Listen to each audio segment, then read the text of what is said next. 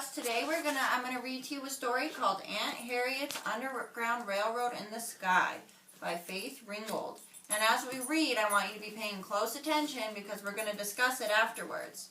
Also, this is a fictional story, so I want you to also remember that. That parts of it are true, but that in the end it is fictional.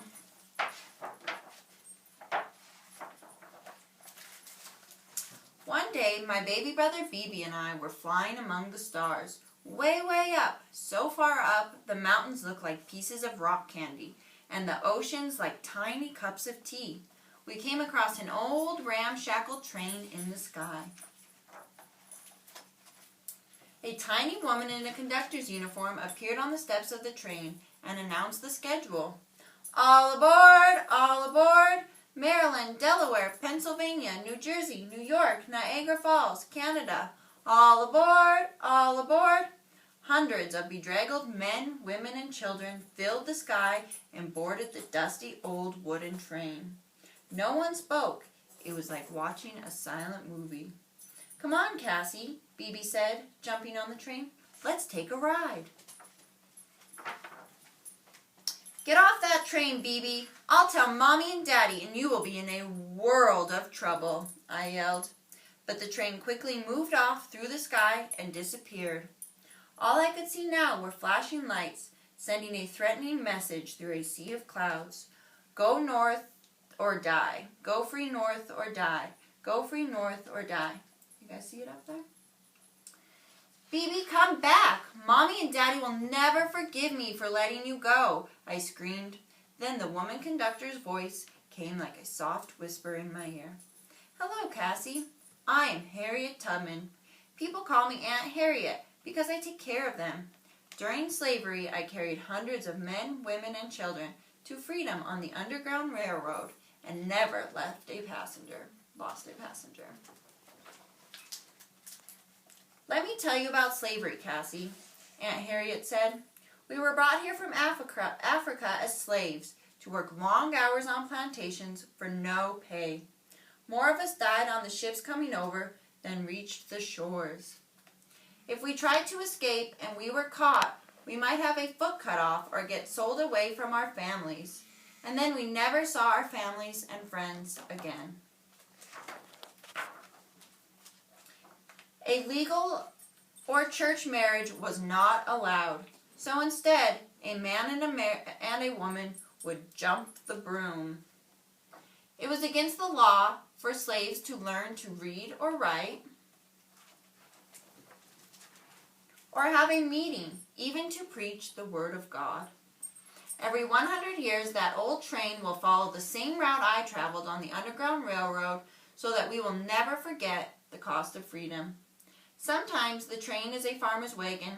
Sometimes it is a hearse covered with flowers. Inside, a live slave hides in a coffin. You missed this train, Cassie, but you can follow, always one stop behind. When we reach freedom in Canada, you will be reunited with Beebe. Cassie, though you can fly, being a slave will suck you to the ground like quicksand.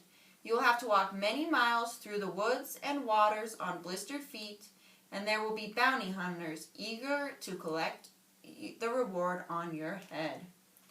Follow the North Star. In daylight, look for moss growing out of the side of the tree that faces north. Along the way, there will be Underground Railroad agents to give you a place to stay, clean clothes, and food.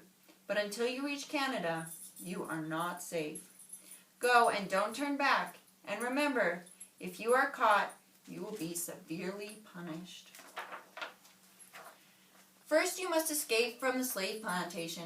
Tell no one. Wait until night falls so you will not be seen. Then follow the trail through the woods to a gray farmhouse on the river. Your first night will be the hardest. Listen carefully to the song of the birds. When you are in danger, their song will become screams that only you can hear. Then you must stop and head in the opposite direction. When you lie down to rest, you will hear me sing the old spiritual. Go down, Moses, way down in Egypt land. Tell old Pharaoh, let my people go. Let me lullaby you to sleep. When I stop singing and you hear the birds scream, wake up and move on. I reached the gray farmhouse on the river. I slept in the farmer's attic. It was dark and scary. Cobwebs hung from the ceiling like gray ghosts, but the farmer and his wife were very kind. There was a note under the pillow. Dear Cassie, I am very frightened, but I am a big boy and will not turn back. Love, Bebe. Then Aunt Harriet's voice came like a gust of wind.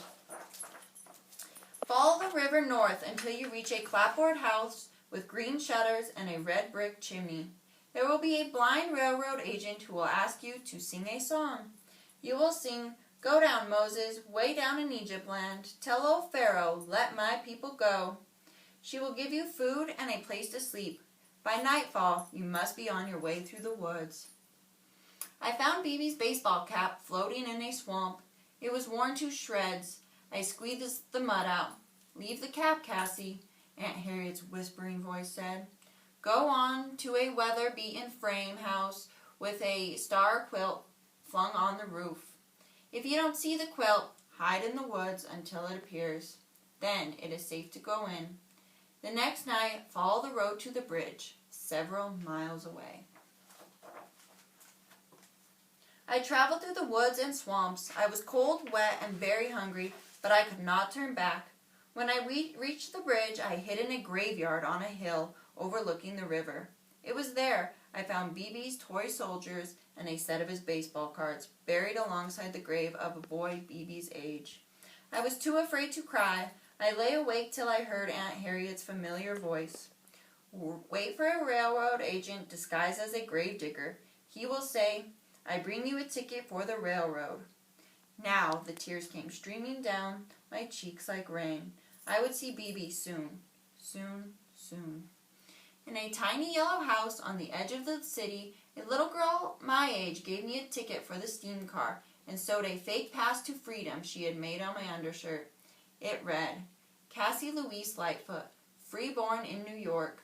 Show that to anyone who tries to take you back to the slaves plantation, she said. I reached the back of a door of a shoemaker's house and knocked 3 times. That time I slept in a secret room behind a bookcase. Bebe had been there and left another note.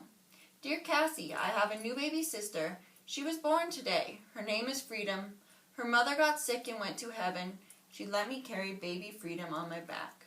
Love, Bebe. After a few days' rest, I started out again with new shoes the shoemaker made me. Move on, Cassie, Aunt Harriet's voice told me. You are very close to the border of the free state of Pennsylvania. Look for the letter P written on a rock facing north. But still beware of bounty hunters. They can kidnap you anytime. Until you reach Canada, you are not safe. In New York, a bookbinder hid me in a secret compartment he had built into his wagon. In a downpour of rain, he delivered me to a funeral parlor. There was a funeral going on, so no one noticed me. The undertaker gave me a withered rose Bebe had left, pressed in a book with a note. Dear Cassie, we stayed at the house of a millionaire. He gave Aunt Harriet a bunch of money. We will never be hungry again. Love, Bebe. The undertaker gave me a fresh-cut rose hid in a coffin in his hearse and took me to Niagara Falls. Now I was just over the bridge from Canada. Niagara Falls looked just like a giant tea party with a billion cups of steaming hot tea being poured to a resounding applause. The steam from the falls formed a soft blanket that lifted me up, up, up above the falls and across the bridge to Canada. I could fly. I was free. I could see Aunt Harriet and Bebe with baby Freedom still tied to his back. The passengers on the Underground Railroad and women all dressed in white flying in a huge circle around them. We're free! We have shook the lion's paw, Aunt Harriet yelled in a voice that shot through the air like a joyous bolt of lightning. Go down, Moses, Bebe said, and let my people go, the others sang out. I kissed Bebe over and over, and I made him promise he'd never ever leave me again. I love you, Cassie, but I had to go, Bebe said. Freedom is more important than just staying together, and what's more, I got to ride on the Underground Railroad with Harriet Tubman. Now I know what our great-great-grandparents survived when they were children.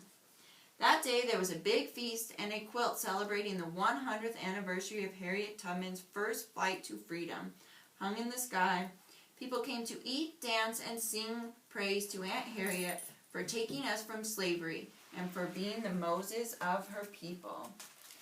All right, class, did you like that story? Yes. Yes. And so what did you learn? What was the Underground Railroad? The Underground Railroad was a system to help slaves escape and find their freedom. Right, so it helped them escape. And who was Harriet Tubman? She was the leader of the Underground Railroad. Why do you think that they called Harriet Tubman Moses? Because she helped her people. Right. So how do you think that the slaves would have felt during this time? I think they were scared, but hopeful that they might escape because of the Underground Railroad. Right. And what was the lesson in this story? To help others and fight for freedom. Right. Finally, what would happen to those slaves who were caught escaping? They might cut their foot off or be punished. Great. All right, guys, we're going to read this story another time and go into more detail of it, but that's all for today.